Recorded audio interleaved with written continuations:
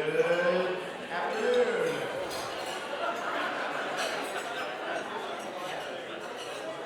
Exactly. Welcome everybody. August membership meeting. Can't believe summer has flown by here. I started with no announcements, and now I have a sheet's worth, and they're really more save the date and upcoming events. So I'm going to try to breeze through this so we can get straight to our speaker. But real quickly, we have the golf tournament coming up. Pat now has the registration forms when you leave, and this is the 23rd annual golf tournament. It's always the first Friday of October, so it's October 3rd, River Islands. Information on that, so put that on your calendar. Jennifer Ackerman is going to do a quick update on dates for the upcoming design awards, Friend of Architecture, Gold Medal, etc. Jennifer's our awards chair. Thank you, John. Yes, this will be quick. I just wanted to make sure everyone is aware that the call for design award entries has gone out. If anyone hasn't received it, or if anyone has any questions about it, please catch me, let me know, or you can forward questions to Pat and she can make sure it gets to me. A couple of deadlines there to think about. September 10th is the deadline to get your fee and registration form in. That will come directly to me. And then following that, the submissions themselves are due later in September 24th. We have a fantastic committee. We have a fantastic jury chair this year as well. Lisa Gray of Gray Organsky. They have a fantastic practice up in New Haven, Connecticut. Really, really excited to be working with them. It's a firm who has hired a number of recent UT grads, so there's a strong East Tennessee connection to this firm. And if anyone has not already heard the announcement, we're really excited this year to be offering online People's Choice. This is something new we're trying this year. In addition to membership People's Choice, which we'll do the night of the event, anyone who submits for design awards will automatically, we have a website that Navana is developing for us that will automatically be populated with your design award entries. We'll make it available to the public, a lot of marketing efforts and such to get the word out. This will go live for the 2 weeks before the Design Awards event, so it's a really great opportunity for you all to market fantastic work to a broader audience, not just our own membership, or in addition, I should say, to our own membership. One other quick announcement, the deadline for nominations for Friend of Architecture and Gold Medalist is coming up as well. That's September 12th. So please be thinking, we know there are a lot of fantastic people who are deserving of Gold Medal Award as well as Friend of Architecture Award. If there's someone you have in mind who has made an impact on your life, please take a few minutes to write a nomination and send it in to the board. You can send it to Pat, you can send it to JC England as well. So the deadline for that is September 12th. That deadline's important because our board reviews those, and so you need to make sure you meet that deadline. Another announcement, the Becoming Annual Structure Seminar. That's coming up September 11th, 18th, and 25th. There's 3 sessions in September, and then October 2nd and 9th, 6 p.m. to 7:30. It's hosted by DIA, and then it's taught by Bobby Haynes and William Ragland with Chad Stewart Associates. They've done this a couple years now. You need to email Megan or Pat if you plan to attend. It's free for associate members, and then if you're not an associate member, you can sign up to be an associate member, or you can pay a fee that is more than signing up to be an associate member. So, let's see. Peter Osicki, 30 seconds on Design Slam with your projecting voice. All right, projecting voice kind of around the room here. Thursday, Design Slam is this Thursday at 5:30. Great Sanders Base. Murray, where you guys put together a team. CRJ, and there's 2 student teams from UT that are all having design teams for the building. That's a 1 hour live design competition. Doors open at 5:30. Design competition will start about 6:50, 6:30 or so. So come on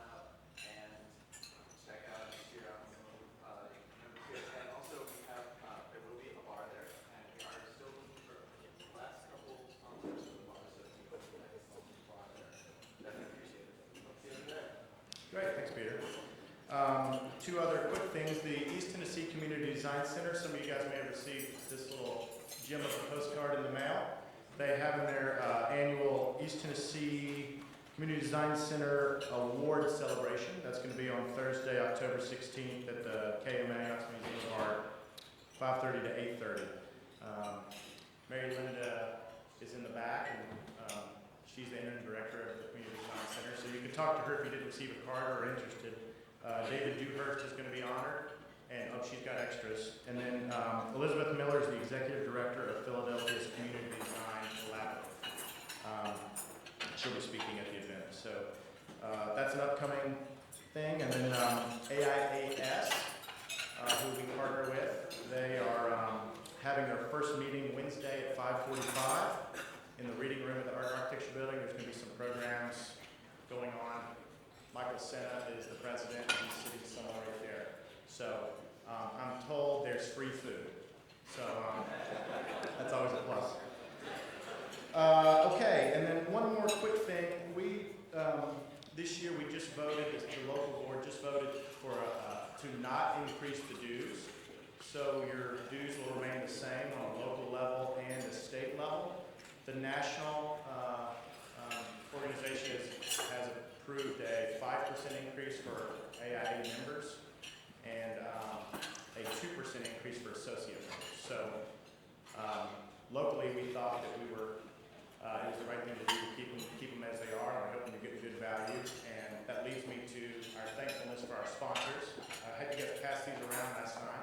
This time, I'd like to read real quickly our sponsors, and then at the very end, I'm going to have you stand if you represent one of the companies so we can thank you. So, as a gold sponsor, we have Ascend Marketing, Chad Stewart Associates, Pro Freezing Group, and Lillian Rogers. And in silver, we have Besco, General Shale, Lewis Thomason, Pella Southeast, Rhoda from Moss, Ross Bryan Associates. Bronze, we have Acme Brick Tile and Stone, Builders Exchange of Tennessee, Contract Business Interiors, Contract Furniture Alliance, Denise Vitalik Photographer, Fulgen McIndoe Associates, GAF, Hagerman and Company, Hedstrom Design, Hickory Construction, Kinkins and Styles, Kone, Lighting Trends, Marvin Concepts, Messer Construction, Rouse Construction, SMME, Safe and Sound Creative Technologies, Sequatchie Concrete Services, Sesco Lighting, Synergy Business Environments, and the Wakefield Corporation. So if you're representing one of those companies, we stand so we can thank you.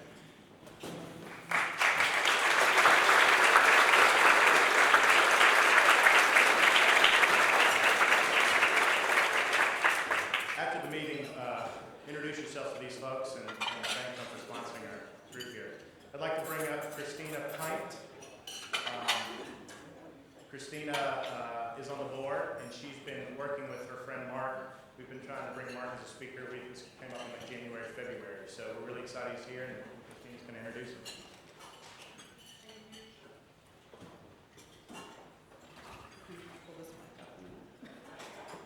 So a few months ago, I was reviewing the names of the recipients of the AIA Young Architects Awards, and you guys know this is an award given to people who have shown significant leadership and important accomplishments in their profession early in their career. And I think we actually have two chapter members who have received the award in the past. If I'm not incorrect, it's Scott Busby and Tricia Stuth have received it, and we had another Tennessean who came and presented a couple months ago, Josh Flowers, who received the award this year. And when I was reviewing the list, I saw Mark's name, Mark Pasnik, who was a classmate of mine and a friend. And as I read the description of the commentary of why he was giving the award, I was just really, floored and impressed, and really thought, wow, it would be really great to hear some more from him here in Knoxville, because I thought there were some interesting things that he could speak to us about. Mark is currently a licensed and LEED accredited professional architect in Massachusetts, founding principal of Over Under, a design firm based in Boston, co-director of the firm's Gallery Pink Comma, associate professor of architecture at Wentworth Institute of Technology, member of the executive board of the Boston Society of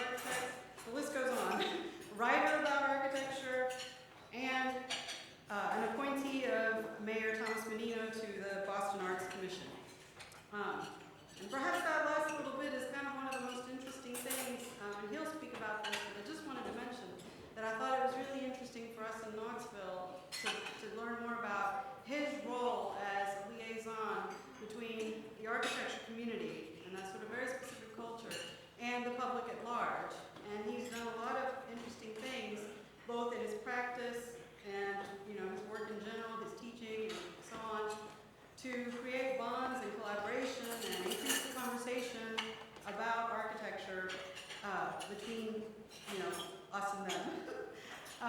And specifically regarding the potential or the threat of demolition of the Boston City Hall, which is a common McKinnell Knowles, is it Knowles or Knowles? Building. So that I thought was really interesting, and many cities will find themselves in the same situation with some of their landmark buildings, and we know we have some buildings here in Knoxville that are dear to us, but maybe not to everybody, so we might even find ourselves in a position like that at some point. So, Mark, with that, I thank you for coming and sharing your unique perspective on practice.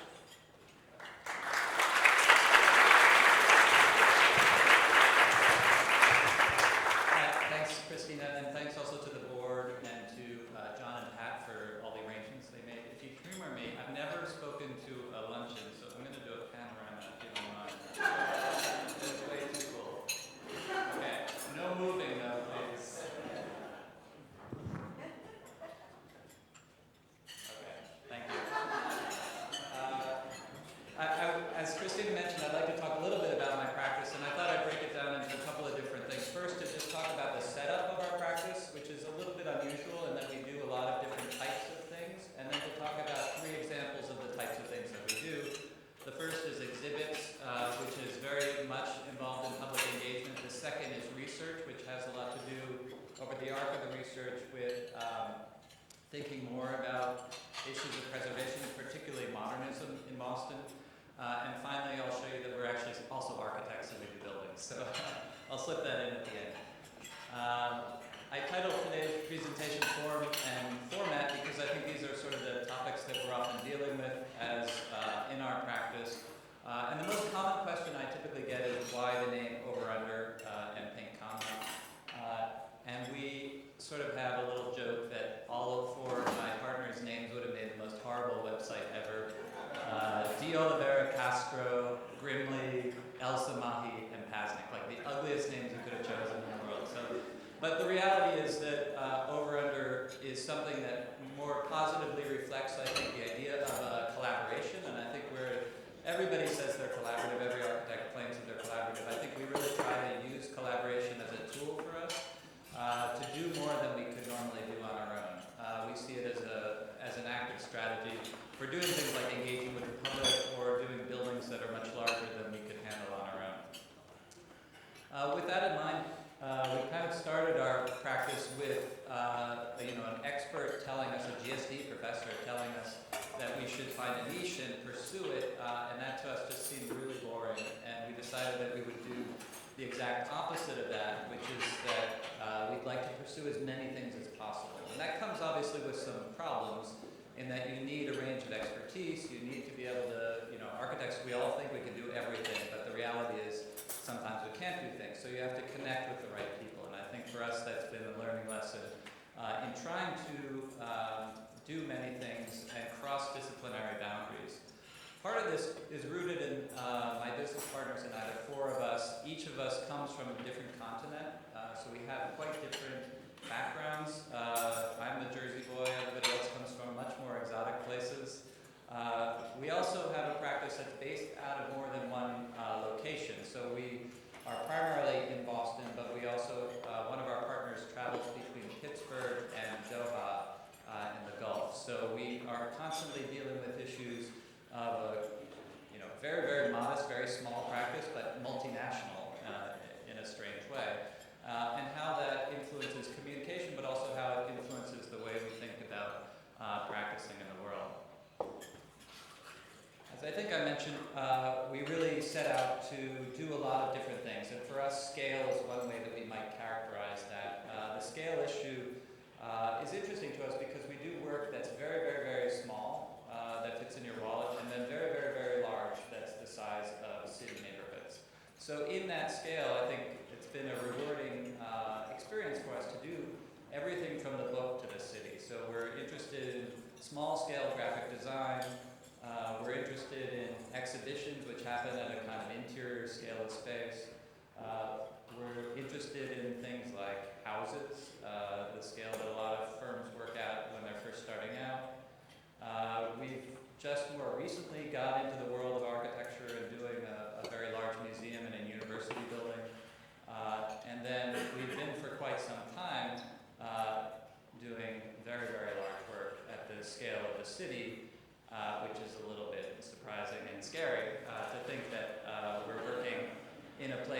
bigger than our own neighborhood. That is a kind of intimidating moment. For us, though, our ultimate goal is to actually cross those different scales and to cross different types of disciplines in our practice. So our ideal is to do things like work on a book on a city or work on an exhibition that's related to architecture, or these kinds of things where you're passing from one discipline to another, from one scale to another. We really enjoy that kind of thinking. And in many respects, we try to change formats, even if it is within something like exhibitions. We're often using very different formats from exhibit to exhibit, but we keep a common attitude, and that's always shaped by an architectural perspective. All that we do is shaped by architecture. In fact, the four of us are trained as architects. What I think is rewarding about this type of setup for our practice is that it has a lot of different impacts. So if I quickly show you some thoughts on the scale and its relationship to team size, that oftentimes we're dealing with projects that can be a single person or multiple people, or us and other firms. In the case of the museum, we're working with Harry Booger's studio, which is he used to be a principal at Herzog and Emeron and has his own practice now.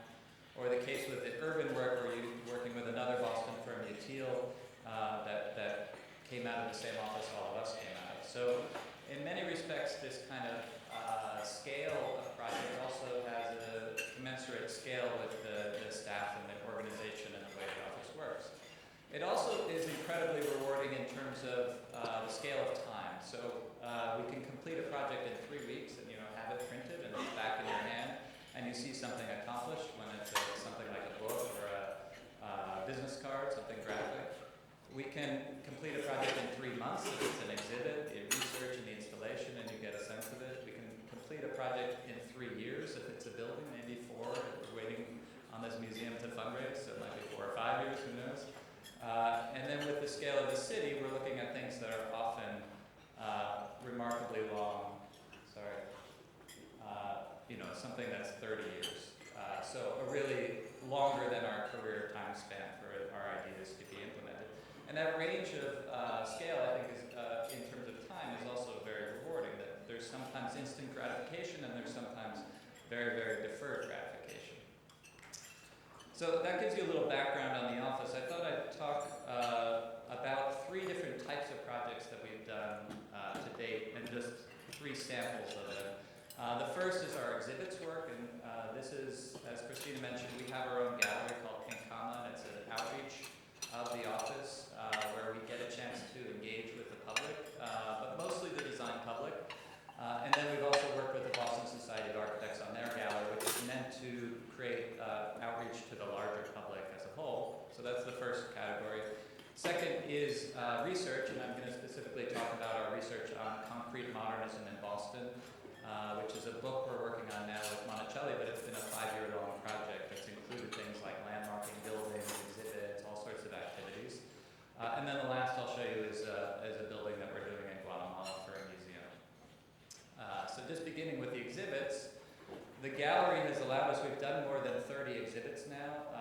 Most of the ones in our gallery were on a shoestring budget, so maybe $200, about 2/3 of that was beer. The rest is installing things. But then we started working for the Boston Society of Architects, and they had very big budgets. I think we did about 20 shows on our own for maybe $3,000, and then our first show with the BSA had a $100,000 budget. So it suddenly shattered our lives in a good way and made us think more ambitiously. But we already had some ambition built into the gallery. This is an exhibit that I don't think the MoMA could afford to put on, but we could because we had a lot of students work with us. So we created this exhibit. It was a biennial, included 10 architecture and design firms. And the idea was to showcase a format for engaging the public that would make the work anonymous. So you would come into contact with all these images of an office's work, but not be able to find any identifying information until you lifted a little panel which would tell you who the firm was and the information on the project. So in a way, it was trying to invert that sense of format that you typically get at a gallery. I don't know how many of you have walked through an art gallery where you look at the card to see if the artist is important enough to care about, and then you look at the work. This was a sort of forcing the hand of the public to engage with the ideas and the So we enjoy that kind of, we enjoy actually a little bit of play with the audience. In the case of the later biennial we did, this is at the BSA, we developed an archive. So this included 19 firms, all in Boston, who had won the 3 versions of the biennial over 6 years. And so it was a larger archive, and in a way we were trying to get the public to be able to engage with a very large amount of information, the same way you might go into a library, that you would choose what direction or what information you want to get, and these panels were cross-referenced with drawers, so you could kind of engage it like you would an archive. Instead of a curator usually goes into an archive themselves and draws out the things that they want you to see, we gave the archive over to the public. So it was a way of having the public engage with complex content. And I would say if there's any theme to Pink Comma's work, it's always trying to play with the format, play with media, play with ways of engaging people into concepts and ideas about architecture. We've done plenty of traditional things. We tend to do newsprints that get passed out in exhibits. We've done some interfaces, digital interfaces. This was a catalog of Boston's architecture where you could dial in your building, and then your virtual tour was projected onto the wall behind you so you could see what other people were looking at and the kind of information that was being explored. And then we've even dived back to the past. These guys are great. We brought these out for an exhibit on Boston's urban history. These are all slide cars. And I can't remember what they're called. Anybody remember? They're great. What's that? No, they're like microfiche, but they have a specific proprietary name. Anyway, they were fantastic, so people would kind of go through these slides. So again, thinking about these formats, sometimes we even build things. This was an event we did for the AIA coming to Boston in 2008, where we had 40 people involved in the construction of a green wall, kind of demonstrated green wall. So the gallery has performed a couple of roles. One is to engage the public. The other is to actually create what you guys are doing today, which is a kind of community of designers who gather together to talk about ideas. I thought I'd show you one of these exhibits in a little bit more detail to give you some background. But let's talk about Bike's exhibit, which we did about 2 years ago at the BSA. And again, the idea was to reach a broader audience. So the issues are related to architecture, but they're not directly architectural. It was actually fascinating to talk to many of the bike builders. Boston has a really great tradition of bike building.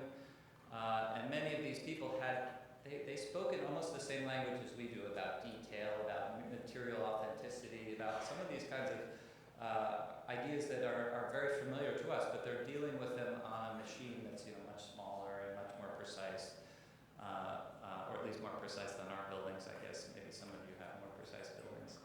And we look back at the legacy of the bike builders. Boston was a real center. It, in fact, is the first American center of manufacturing of a bicycle in the U.S. After it came over from the UK. And then there's a tradition that grew up around MIT of materials research that came out of aeronautical research. So things like advanced materials were starting to be experimented with by bike builders. And I think these guys, who welded on science experiments wanted to ride bikes on weekends, so they just started making bikes, and a whole generation grew out of that setup. So the exhibit was really telling deeper stories about the bike and its role in cities, as well as particularly in Boston. We had a series of interviews with bike builders. We had quotes from all sorts of figures, politicians, and in essence, the goal was to gather all these voices and to present them to the public. So that it wasn't us curating, let's say, what we think was beautiful, but it was really us curating a kind of conversation among people about this topic, which had just become a really big topic in Boston at the time. We had just started the rideshare program, a bike sharing system in the city. It was also the time where we were talking about complete streets for the beginning, and so much of the exhibit wound through an existing exhibit, another exhibit that we had designed on Boston's history of interventions, and this one sort of weaved through like a biker night through the traffic. And then with these information on things like rideshare programs, and one of my favorites is the terminology, which includes things like mammal, which is middle-aged men in lycra,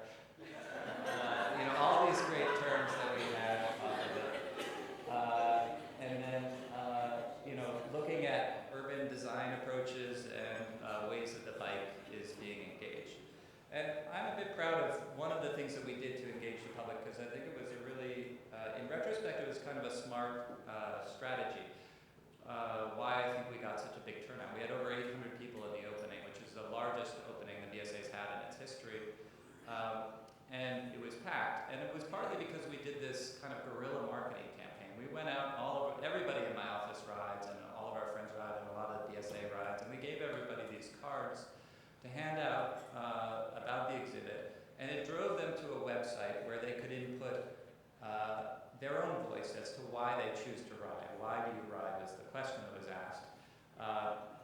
And then a series of responses were offered that you could construct basically what type of rider you were on the website. And then that information was channeled into the gallery itself and put on display. So these ticker tapes were spit out based on inputs from the public, which showed what kind of riders you were. It took you made a motto, and your motto got translated into Latin, and created a little shield for you that you could come into the gallery and see, but you could also see everybody else's. And we ended up with, by the end of the show, we had over 700 of these. So 700 people from the public had put in why they ride and what kind of characteristics they are as a rider. And this became one of the walls that you could kind of engage with in the show. And it was, again, we were hoping to break down that typical boundary of the gallery, reach a wider audience, get many more voices into the show, at the same time that it became a kind of guerrilla marketing campaign.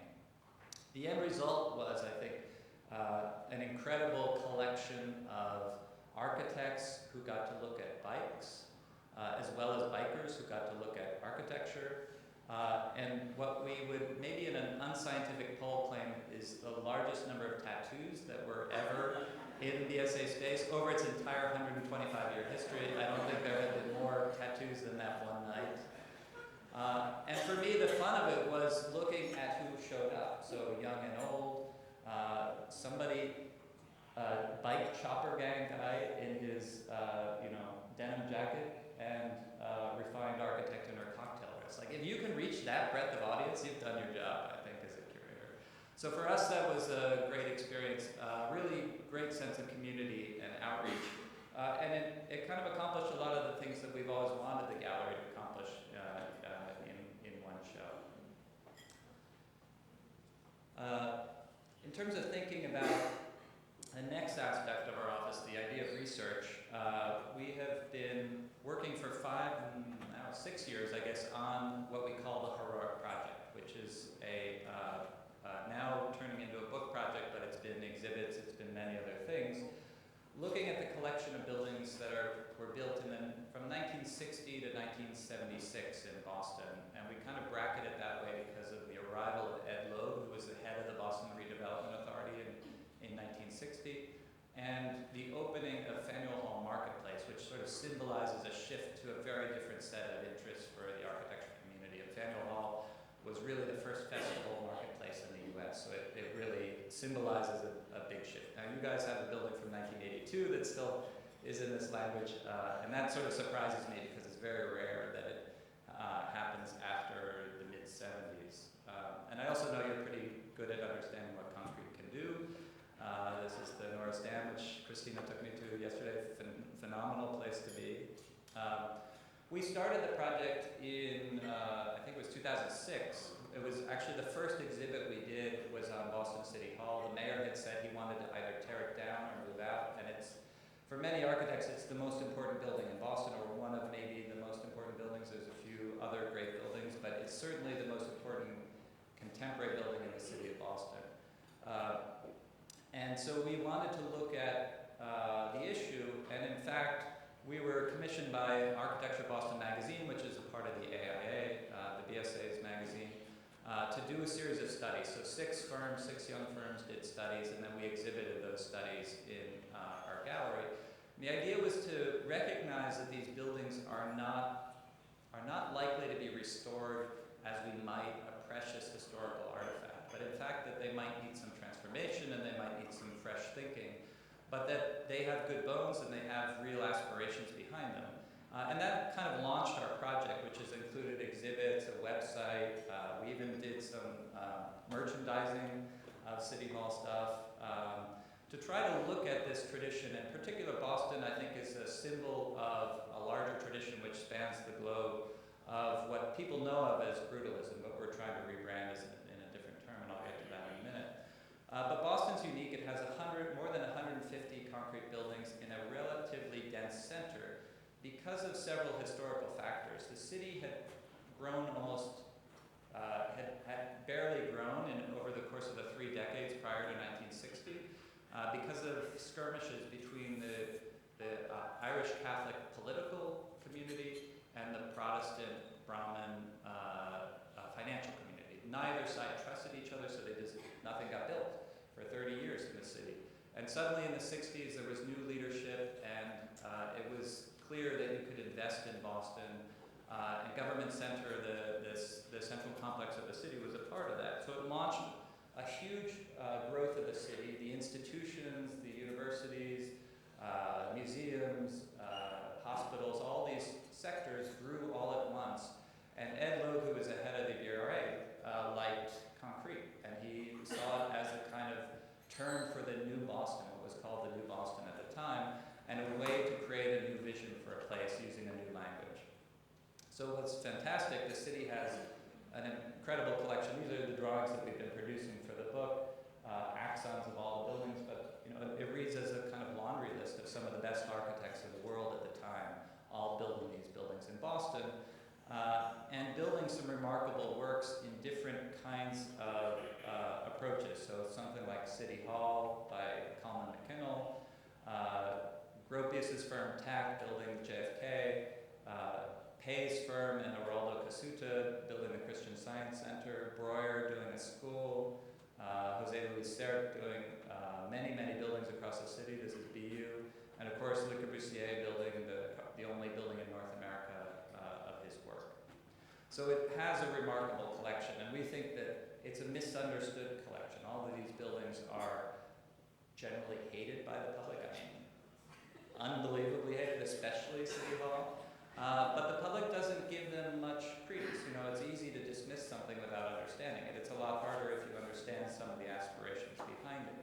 So our goal has been to try to explain more about why these buildings look the way they do, what they reflect, what kind of ideas about the time, and not to say that they're perfect and should be preserved as is, but to really think about what their future could be. A better future than a wrecking ball, I think, is what we're aiming for, and hopefully some of this work will lead to that. The history goes back, of course, to a lot of influence of Le Corbusier on the work, the ideas of new brutalism that Rainer Banham and the Smithsons sort of espouse, of this kind of rawness, of expressing the rawness of daily life. These kinds of things influence Boston, but really by the time the language gets here, the brutalist language gets here, it's changed quite a bit. It's no longer that kind of commentary on present day life. And in fact, we're trying to use the term heroic instead. And this has, I think it obviously is a little bit nicer sounding word than brutalist. But heroic actually reflects both the positives and the negatives. In many cases, a hero always has fatal flaws. And the term heroic grows out of both the Smithsons and Venturi. So the Smithsons use it as a kind of term looking back on the history before them, of the heroic, that trying to aspire to that heroic nature of early modernism. And Venturi uses it as a foil to the ordinary and everyday that he proposes. He says the heroic and original, and he uses that as a critique, often of Paul Rudolph's work. So the term has that complexity in it, but it certainly presents a much more positive light. So some of the buildings that we're looking at in this tradition build off of really the discourse at the time. There seemed to be two major trends in architecture at the time. The kind of Miesian glass and steel, which became a language that corporate America used and spread throughout the world. And then this very different language of concrete. We liken it to the difference between the Mad Men and the Marlboro Man. On one hand, you have the smooth polish of the corporate world, and on the other, you have the rugged individual out there in the countryside, sort of standing away from things. For us then, the idea of heroic is very much about looking at what are the characteristics behind them. All of these buildings were meant to be civic. The public says, oh, they're so Stalinist, they look communist, whatever. They were actually meant to be grand gestures towards a positive civic sensibility, and they reflected civic investment that we often don't trust today. Sort of post-Watergate and Reaganism and the Cultural Revolution, we don't understand the idea that the collective would be reflected in something powerful. But that was a positive aspiration behind them. They were robust buildings. They were meant to be enlivened by many other things. Oftentimes they haven't been maintained that way, so they have troubles. They express structure. They fall back on a lot of modernist principles, and they were very strongly seen as a critique of not Mies, but the kind of post-Mies generation, which was producing the same kind of language everywhere in the world, the kind of international style as it evolved in the 50s and 60s. So it was a critique looking for a more real and rugged language. And I think all of these things are quite interesting. In particular, I've been really fascinated by the last one that we've sort of come to a conclusion, keep listening to many of these architects, that they saw it as actually much more appropriate to a masonry city to build in concrete than it would be to do what we do today, which is thin veneer brick. You know, that this was a language that was robust and heavy, very much like masonry buildings were in the 19th century. They had deep openings with shadow and texture. And today, the public has the reverse impression that these are alien and foreign things that don't belong. But the architects of the time really felt that they were buildings that were more in relation to the real traditions, not just the visual tradition, but the actual construction tradition of the past that came before them. And there are many different types of these, and they span a lot of different qualities. So you can have something as big and monumental as City Hall in this language, or something as small. This is Design Research by Ben Thompson. Beautiful, beautiful building, which really, carries itself in a very, very friendly way. And I think most people would certainly not call this brutalist, but I think it's still heroic. Today, though, as I said, the public doesn't like these buildings, and these are proposals for replacements of 3 buildings. On the left is Paul Rudolph's Orange County, and the center is Araldo Casuta's Third Church in Washington, and the right is the Martin Luther King School in Boston, which, each of these replacements, you can see how thin and flimsy this sort of heroic, grand, strong thing lost. And today, we're going to go back to that very thin veneer language. Now, there are many reasons, environmentally and others, to do that. But somehow, I really have trouble with the way these buildings have been transformed recently. This is a building by the Architects Collaborative in Boston, Children's Hospital, and can you imagine Walter Gropius would roll in his grave if he saw wrapping dry bit with a fake cornice here, this original bold gesture. Now, of course, the building probably needs some help, but this is a completely unsympathetic way to help it. There are more optimistic readings here. I think Design Lab, another architecture firm in Boston, recently redid the UMass Dartmouth building, maybe Rudolph's masterpiece complex, with a new library, and I think it's much more sympathetic. Even though it transforms the building, it does it in a thoughtful way. And there's some, the buildings are pushing back a little bit. This is a great quote from Henry Wood, who was part of the Cullen McKinnell, about how much concrete went into City Hall and how it's going to be very difficult to tear that building down. So these buildings definitely push back a little bit, and they become more, there's been a little bit more attention on them in the public discourse. This is the scene from The Departed in Paul Rudolph's Government Services Center, or a droid ad also in the same building. Maybe droid ads might be a little bit scary looking, so I'm not sure that they're helping, but these are droid ads in City Hall. I think the public has been engaging more. We've been doing a lot of writing on these buildings, my colleagues and I, in our exhibits, and I think a lot of people are thinking about them in a way that they weren't before. And my hope is that the architecture community can start to take on this language as something which is crucial. It's crucial for us to think about these now 50-year-old buildings. Their systems are out of date. They have technological problems. They're oftentimes dealing with thermal break and all sorts of issues that's part of them that I think we as architects, it's important that we actually become leaders in how to transform these buildings. With our colleagues, we've done proposals.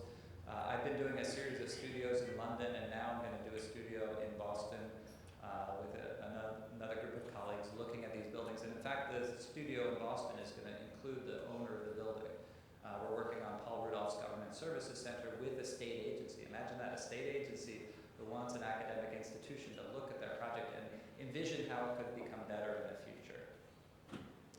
And lastly, I think the buildings themselves are pretty remarkable in a lot of respects. This is a very small branch library, but if I showed you this, you might think it's a Zaha Hadid project. I don't know. I mean, they are still very fresh and original in a lot of ways, and I think for us, it's been a compelling project to be engaged with.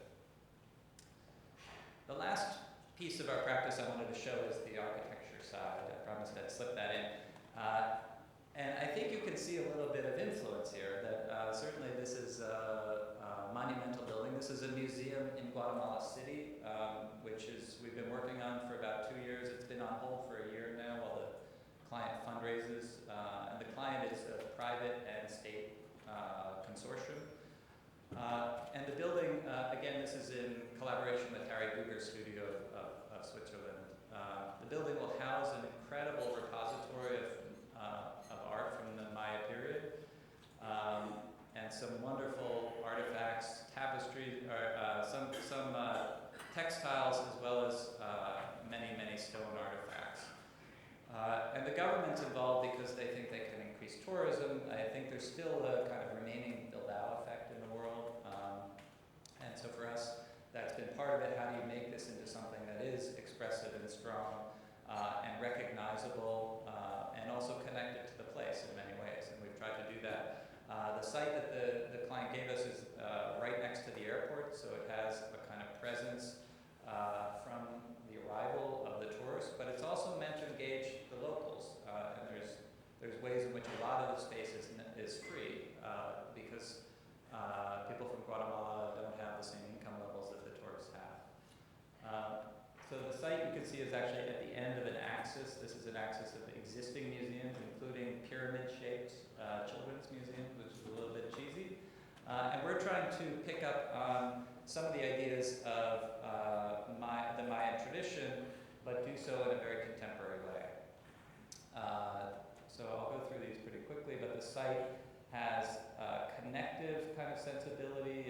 We suppress parking and public space. There's a green space that enters into the building, a desire to kind of bring the public as well as the green into the building, given the climate is so wonderful.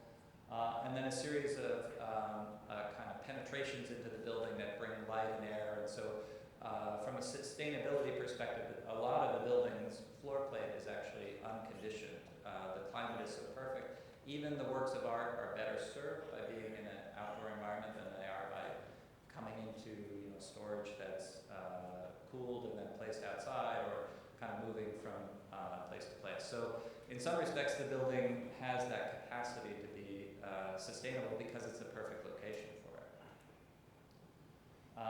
Site plan, this is the model. So it's a very large block above that houses all of the gallery spaces, and then public sequences that move through across the site, and then vertically you'll see there's a series of vertical shafts of space, in particular one which we call the cenote, which is a reference to the sinkholes that Mayans held as a kind of reverent space.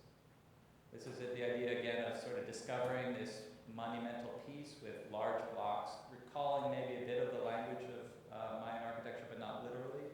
And moving through, you can see you can slip all the way through the building from one part to the other on the other side, free of charge. And then there's this main space, the cenote, which rises from all the levels of parking all the way up and becomes the main circulation center. Also that the public can use, and they can see different artifacts on display in that space. So this is a rendering of that place.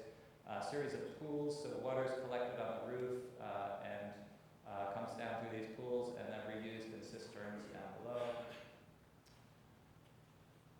In this section you can get a sense of galleries in the volume above, many of which are outdoor spaces or unconditioned spaces, and then some of the galleries are internal if they have textiles in this large open air space through the center of it. Up on the gallery level too, many of the galleries are wrapped in storage, so it's a very, very large collection, and we determined that the galleries would contain curated components of it, so this is where you can see a little overlap in our interests. The galleries would have curated components, but then the lining of the galleries would be filled with storage, which would still also be on display. So instead of throwing that in the basement or hiding it away, here it's put on display so that you can kind of gain access to the larger part of the collection as you like, but also get the experience of a kind of curated exhibition. And then the roof terrace is made for events and also partially for the public, so these spaces start to dissolve and you get these many outdoor spaces for cafes and public events. and that sort of thing. And then the whole thing is surrounded by a green roof which collects water and protects the building from heat buildup. Its outline is the facade system then is something which is made of local stone. In fact, we're hoping it's stone quarried from the site itself, from the excavation, but we're not sure if that's going to be possible. And then it's wrapped in this kind of language of both concrete and stone panels that start to pull apart and create openings so that objects on display within the building start to get screened from outside view. And that you can see from the inside out through into the landscape, this kind of ruinous landscape of the jungle. Sorry, just trying to be conscious of time. This language then opens and closes depending on the needs behind it to create more or less transparency. And you get a sense of the very large floating box in that language. So you can see a little bit of quite disparate kinds of interests in our office, but I would say there's also an interest in combining those things when we can.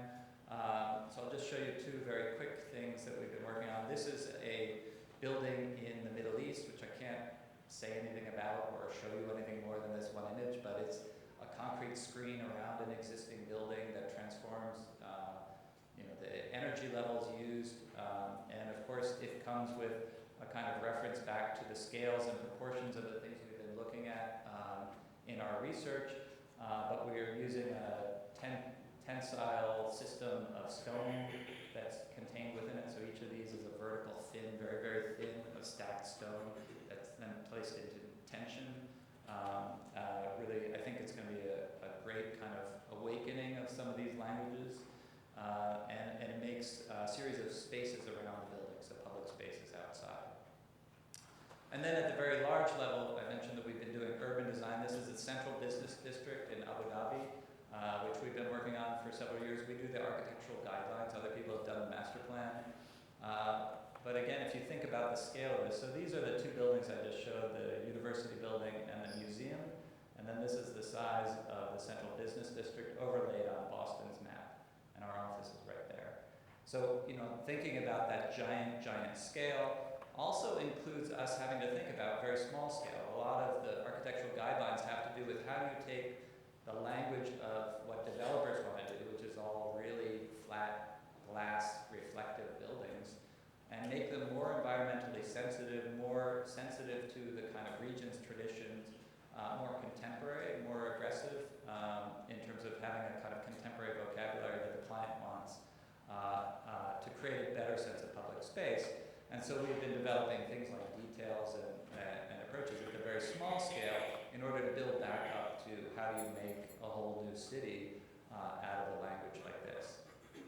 And in terms of that range of work, we also have to design the book, or we've designed the book that presents this information to the audiences for these controls, so developers and real estate groups, all of which then came back into the book itself. So for us, a project like this has been really great at doing exactly what we set out to do, which is many things, from the scale of the book all the way up to the scale of the city in one project. And as much as we can get there, every project we try to do that. We try to bring branding or signage into the level of architecture. We try to bring urban thinking into the level of architecture. We always try to frame our projects in relationship to things that are outside the standard definitions of architectural practice. So I thought I'd end it there. If there are any questions, I know we only have a few minutes left, but if anybody has any questions, I'd be happy to field them.